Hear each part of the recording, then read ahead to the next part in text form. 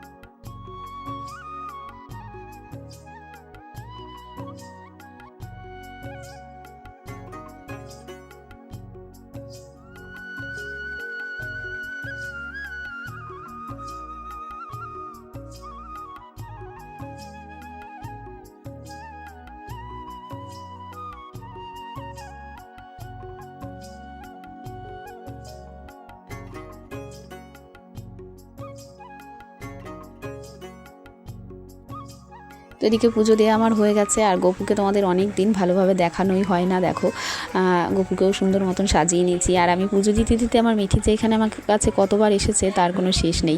তো যাই হোক, বাইরে এখনও ভাত খাওয়া হয়তো কমপ্লিট হয়নি। তো এই যে আমার পুজো দেওয়া হয়ে গেছে, এখন একটুখানি পরে আর কি থালা টালা উঠিয়ে নেব, তারপরে আবার আমাদের খাওয়া দাওয়া হয়েছে। আর মানে খাওয়া দাওয়া করতেই আর কি আমাদের দেরিটা হয়ে যায়। আর ওদিকে মিস্ত্রিরাও এসে গেছে। তো রান্নাবান্নার পরে তো তোমাদেরকে আজকে দেখানো হয়নি কী রান্নাবান্না করেছি। আজকে একদম দুটো তরকারি।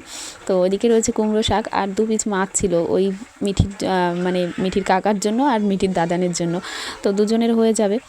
তো তো যাই হোক, মিঠি তো স্নান করে ঘুমিয়ে পড়েছে। আর এদিকে দেখো, ওই যে তোমাদের বলছিলাম আগের দিন যে আমাদের বারান্দার টিনটা খুলতে হবে, তো আমি প্রথমে ভেবেছিলাম হয়তো একটা টিন হয়তো ধরে একদম পুরো খুলে ফেলতে হবে, কিন্তু না, ওই পাশে যেটুকু বাড়তি রয়েছে সেইটুকুই আর কি খুলতে হবে। তো সেইটুকু খুলতেও অনেকটা হ্যাপা হয়েছে, অনেকটা টাইম লাগিয়েছে, মানে মিস্ত্রিরাই করে দিয়েছে।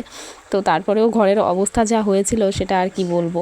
তো ঘরের মধ্যে এখন বেশ আলো যাচ্ছে অবশ্য ওই পাশ দিয়ে খুলে, তোমাদের সেটা আমি পরে দেখাবো অন্য একটা ব্লগে, আজকের ব্লগে হয়তো আর দেখানো হয়নি।